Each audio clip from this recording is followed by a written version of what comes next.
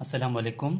अच्छा जी, तो हम बात कर रहे थे एपिलेप्सी के बारे में। इससे पहले पार्ट वन अपलोड हो चुकी है जिसमें हमने पढ़ा कि एपिलेप्सी क्या होता है, इसके टाइप्स में हमने देखे थे। टाइप्स में सबसे फोकल टाइप हमने पढ़ा था पूरा, कि फोकल के कितने टाइप्स हैं वो भी हमने पढ़ लिया था। अब जो है हमारे पास दूसरा टाइप है जर्नलाइज्ड एपिलेप्सी, कि जर्नलाइज्ड एपिलेप्सी कौन से होते हैं और किस तरह हम इसको जो है पढ़ेंगे। पर सबसे पहले कि ये होता क्या है, ठीक है। जर्नलाइज्ड एपिलेप्सी,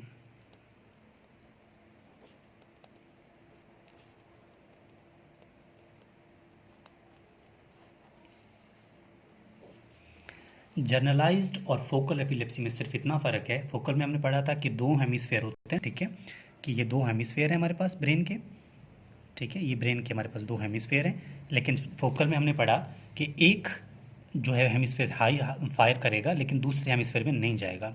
लेकिन जर्नलाइज्ड में क्या होता है, जर्नलाइज्ड में जब भी जौन सा मतलब दोनों हेमिस्फेयर में जो भी फायर करेगा ये आगे ट्रांसफ़र हो जाएगा। इसकी जो है ना सिग्नल दूसरे की तरफ, मतलब एक फायर करेगा तो दूसरे के अंदर भी, दूसरे हेमिस्फेयर के अंदर भी ट्रांसफ़र हो जाएगा वो सिग्नल। तो इसको बोलते हैं जर्नलाइज्ड एपिलेप्सी। अब इसको हम सिंपल वर्ड में बोलेंगे कि one hemisphere to another signal transferred transferred to या फ्रॉम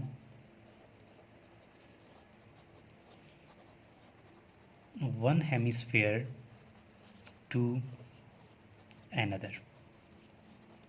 यानी हमने फोकल में पढ़ा था ना कि जब एक हेमिस्फेयर फायर कर रहा है तो दूसरे में नहीं जाएगा। लेकिन यहाँ मैं ये कह रहा हूँ जनरलाइज्ड में अगर एक फायर करेगा तो दूसरे हेमिस्फेयर में भी सिग्नल जाएगा, यानी कार्पस कोलोजियम को क्रॉस करके आगे जाएगा। ये है जर्नलाइज्ड एपिलेप्सी। अब जर्नलाइज्ड एपिलेप्सी के भी कुछ अपने टाइप्स होते हैं, ठीक है, वो पढ़ेंगे। जर्नलाइज्ड एपिलेप्सी के कौन कौन से टाइप्स होते हैं वो हम अभी देखेंगे। जर्नलाइज्ड एपिलेप्सी जो है, सबसे पहले टाइप्स ऑफ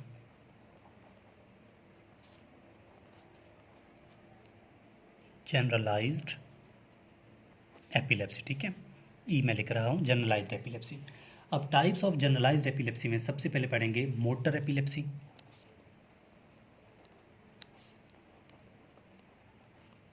ठीक है, कि मोटर एपिलेप्सी पढ़ेंगे। फिर हम पढ़ेंगे सेंसरी एपिलेप्सी,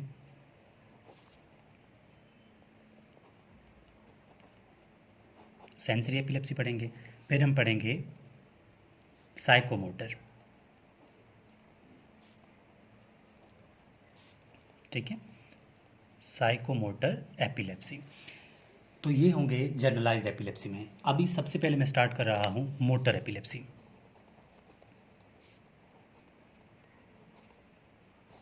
ठीक हो गया।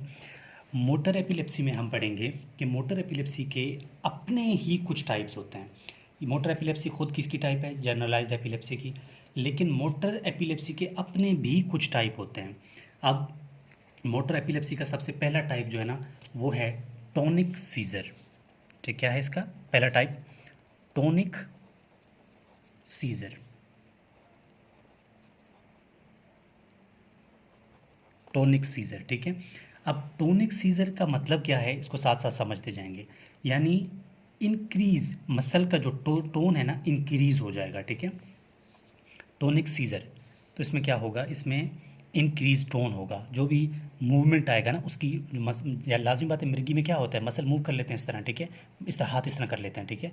तो इसमें क्या होगा, इंक्रीज करेगा किसको, टोन को, मसल की टोन को क्या करेगा, इंक्रीज, इसीलिए इसको टोनिक सीजर बोलते हैं।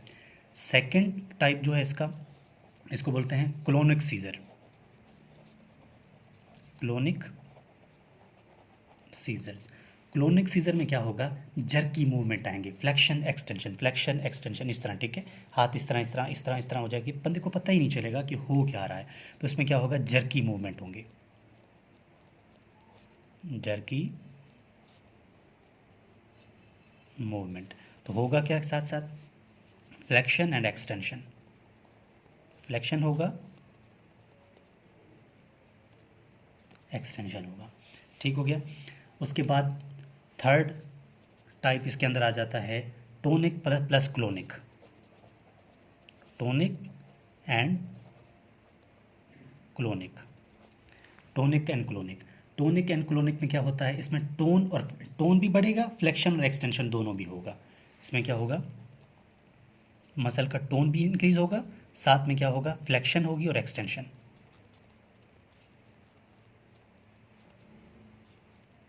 ठीक है, फ्लेक्शन और एक्सटेंशन दोनों होगी। लेकिन साइकोमोटर हमने 3 पढ़े थे, लेकिन इसके अंदर हाँ ये हो गए। अब इसके जो चौथा टाइप है, ठीक है, ये मोटर एपिलेप्सी का, इसमें आता है एटोनिक एपिलेप्सी। एटोनिक एपिलेप्सी में क्या होता है, मसल में कोई टोन ही नहीं होता, नो टोन। ठीक है, कोई भी जो है ना बंदा अचानक अचानक गिर जाता है। ठीक है, कुछ पता ही नहीं चलता है, कोई मूवमेंट ही नहीं है बॉडी में, अचानक खड़े खड़े गिर गया। ठीक है, इसको मैं लिख रहा हूँ, अचानक गिर जाता है। ठीक है, कोई भी टोन ही नहीं है मसल में। अगर लास्ट में हमारे पास मायोक्लोनिक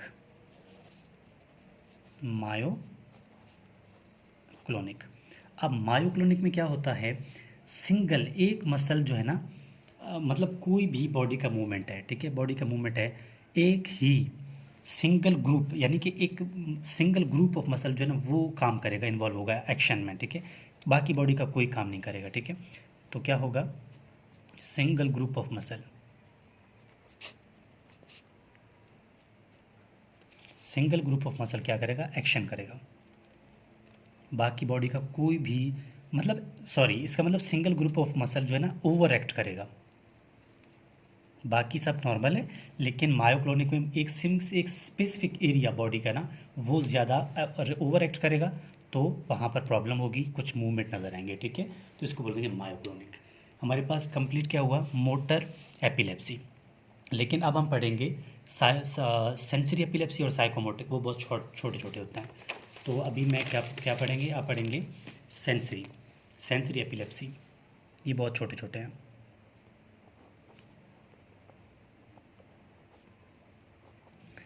सेंसरी एपिलेप्सी में क्या होता है कि इसमें सिर्फ सेंसरी एपिलेप्सी में क्या होता है कि one specific part of body feels different feelings, यानी इस एक बॉडी का एक स्पेसिफिक एरिया है वो अलग फील करना स्टार्ट करेगा कि मुझ में कुछ शायद प्रॉब्लम है, खुद ही इंसान को ऐसे फील होगा। इसको क्या है कि one specific part of body feels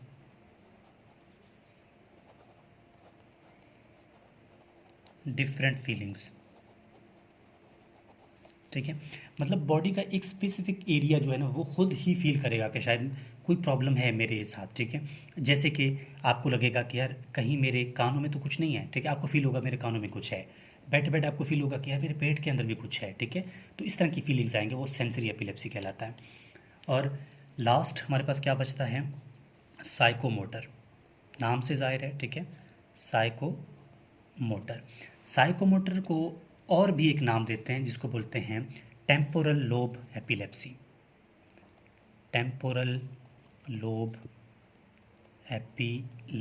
बहुत इंपॉर्टेंट नाम है इसका।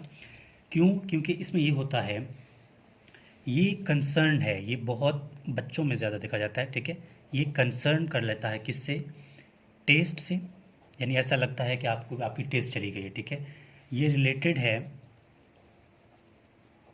सेक्सुअल बिहेवियर से, यानी बाज़ों का ऐसा होता है कि एक छोटा बच्चा होता है। ठीक है, मतलब इस चीज़ की एज इतनी नहीं होती, लेकिन वो फिर भी अट्रैक्ट हो जाता है। ठीक है, किसी भी फीमेल को देखकर। ठीक है, उसको सेक्सुअल बिहेवियर उसका चेंज हो जाता है। ठीक है, कोई भी अगर किसी के पास जाते हैं तो मतलब उसकी इतनी एज नहीं होती, उसके हरकत कुछ ज़्यादा बड़े होते हैं। तो फिर पेरेंट्स को चाहिए कि लाजमी उसको डॉक्टर के पास लाजमी ले जाएं। उसका हरगिज़ ये मतलब नहीं होता कि वो बच्चा जो है वो बिगड़ चुका है, या वो मतलब अलग अलग ख्याल आते हैं, लेकिन उसको चाहिए कि वो जाकर एक जो है न्यूरो फिजिशियन से उसकी चेकअप करवाए कि जो भी प्रॉब्लम आ रही है उसको सॉल्व किया जाए। तो ये है साइकोमोटर एंड या फिर टेम्पोरल लोब एपिलेप्सी। तो आज हमने एपिलेप्सी पूरा पढ़ लिया। ठीक है, एपिलेप्सी के सिंपल, इसके सारे टाइप्स, उसके सारे कंडीशन, उसके सारे नाम, ठीक है, वो हमने ओवरऑल देख लिया। लेकिन फिर भी अब जो है इसके बाद हम क्या करेंगे, फार्माकोलॉजिकल ड्रग की बात करेंगे एपिलेप्सी के ये तो फिजियोलॉजी हमने पढ़ा इसका। अब हम पढ़ेंगे कि फार्माकोलॉजिकल बेस में ड्रग्स कौन कौन से हैं जो कि एपिलेप्सी में यूज़ होते हैं। लेकिन यही नोट्स आप फार्मा और डी फार्मा या फिर कोई भी नर्सिंग, कोई भी स्टूडेंट देख रहा है एपिलेप्सी के रिगार्डिंग, तो वो इसके लिए बेनिफिट साबित हो सकता है। और ये मेरा व्हाट्सएप कॉन्टैक्ट है। आप में से किसी स्टूडेंट को किसी टॉपिक में मसला आ रहा हो तो आप लोग मुझे बाय व्हाट्सएप टेक्स्ट कर सकते हैं, ताकि आपके लिए जो भी प्रॉब्लम है वो हम सॉल्व कर सकें। तो ये था हमारे पास एपिलेप्सी। तो प्लीज़ चैनल को सब्सक्राइब करें, शेयर करें, कमेंट करें और इसको अपने फ्रेंड्स के साथ लाजमी शेयर कर लें। तो होपफुली आपको टॉपिक की समझ आ गई होगी। Thank you.